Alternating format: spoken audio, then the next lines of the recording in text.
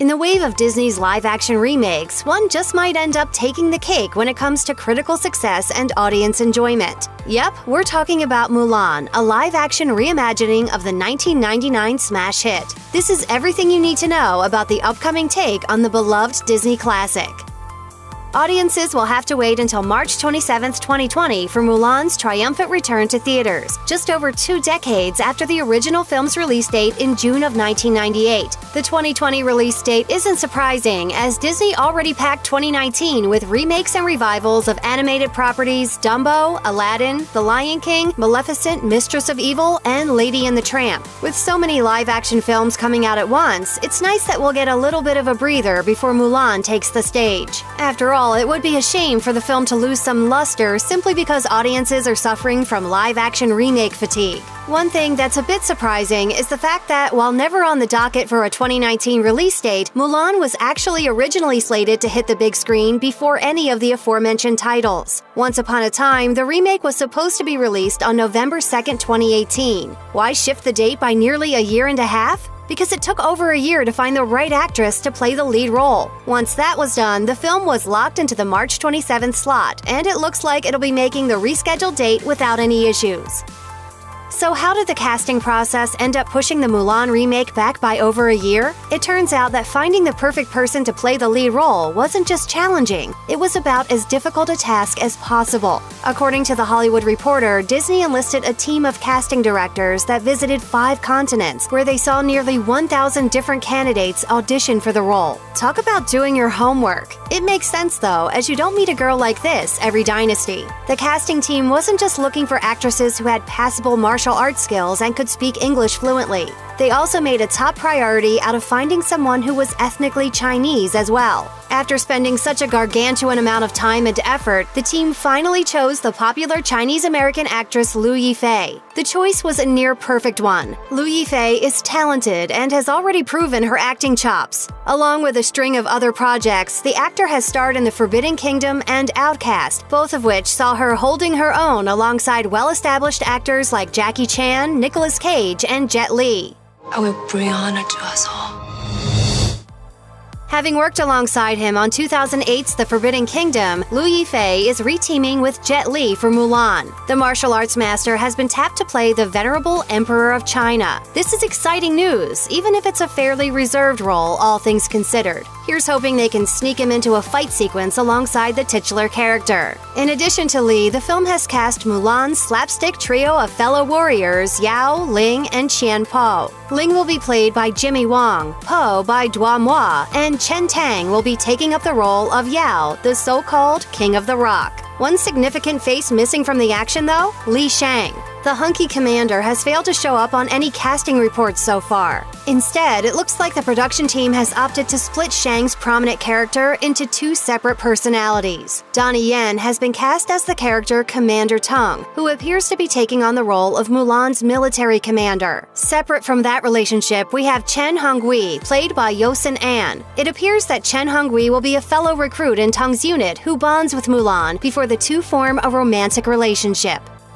Of course, even the best cast isn't going to get very far without a good group of people working behind the scenes as well. Fortunately, the story of China's warrior heroine appears to be in good hands. Starting at the top, Disney has tapped Nikki Caro to helm the project. The Kiwi director has already drawn attention thanks to her work on films like North Country, The Zookeeper's Wife, and McFarland USA. She first established herself in 2002 with Whale Rider, a Maori film with feminist themes of family, destiny, and generational divides. Some obvious parallels with Mulan. For all of her past accomplishments, though, a blockbuster like Mulan could launch Caro to new heights. In fact, the simple act of taking the job made her the 4th woman to ever solo direct a film with a $100 million plus budget. If she manages to knock the project out of the park, then the sky's the limit. Along with Caro, a team of 4 writers has been brought on to adapt the story to a live-action format. They include Rick Jaffa, Amanda Silver, Elizabeth Martin, and Lauren Hynek. Jaffa and Silver are of particular interest as they have worked together on both Jurassic World and the recent Planet of the Apes films.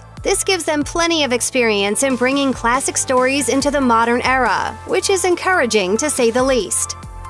Before we get too far into the possible direction that the live-action remake could take, let's take a quick trip down memory lane and revisit how Disney's 1998 animated version of Mulan played out. The film takes place in ancient China during the Han Dynasty. In response to a Han invasion, the emperor orders a full mobilization, including one man from every family. This prompts Mulan to buck tradition and go in her aged father's stead, disguised as a young man. She is soon joined by the disgraced family guardian, a tiny dragon named Mushu, and the two manage to convince everyone that she can bring the goods. After training with the other recruits, Mulan's unit sets out to reinforce the Imperial Army, only to find that they've already been annihilated by the deadly Huns.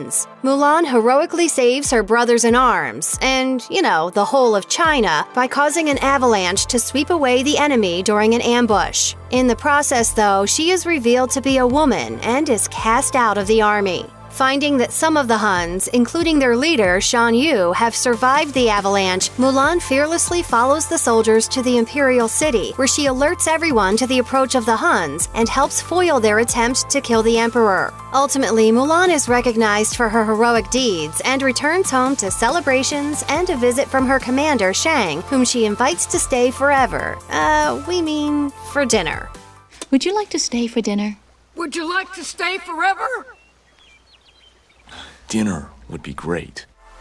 While the live-action remake will obviously be leaning heavily on the 90s animated classic for the bulk of its inspiration, there's also the original Chinese legend itself which the writers can draw from. And based on the gritty realism depicted in the trailer so far, it looks like they're doing just that. Of course, old stories like these almost always have a ton of different versions over the centuries. Naturally, this means the exact details of the legend have varied over the years. That said, Mulan's traditional story takes place in ancient China during either the 4th or 5th century. There are many distinctly similar factors that modern audiences will recognize in the tale as well. For instance, the story always starts with a horde of barbarians invading China. This leads to Mulan volunteering to enlist as her aged father's son in order to save him from having to go to war, where he'll meet almost certain death. She takes her family's heirloom weapons, joins up with the army, and finds success as a soldier. She even falls in love with an officer and is offered a reward from the emperor, at which point she simply asks for a horse to ride home.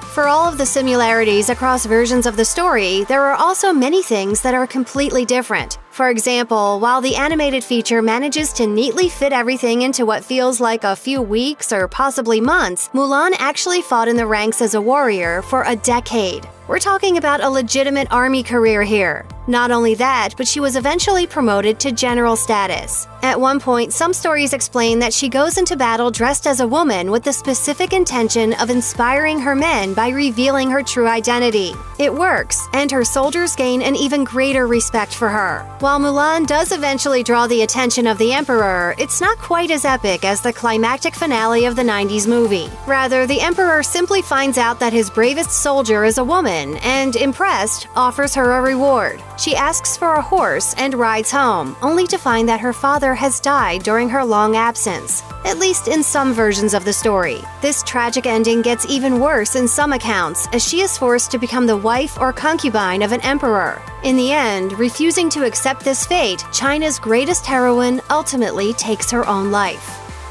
While he didn't have a ton of lines, Shan Yu was a pretty important character in the original animated film, and it wasn't until Mulan literally lit the man up over the Imperial City that everyone could breathe a collective sigh of relief. Despite his importance, though, it appears that the writers have actually decided to axe the big bad from the remake. Instead, the production team is cashing in on a little creative liberty and going in a different, if still quite intimidating, direction. The film has brought in Gong Li, known for her role in Memoirs of a Geisha, to play the powerful witch Xian Lang. The official trailer also sets up another villain, the warlord Bori Khan, but it appears he will be little more than a frontman for Lang's nefarious plans. This shift from brute force to the supernatural is a curious one, and it'll be interesting to see how it plays out on the big screen. A trailer also makes a deliberate attempt to compare Mulan to a phoenix, which traditionally sits at the right hand of the emperor and is his guardian and his protector, while also showing the witch literally turning into a bird of prey, indicating a foul showdown of some sort or another is afoot.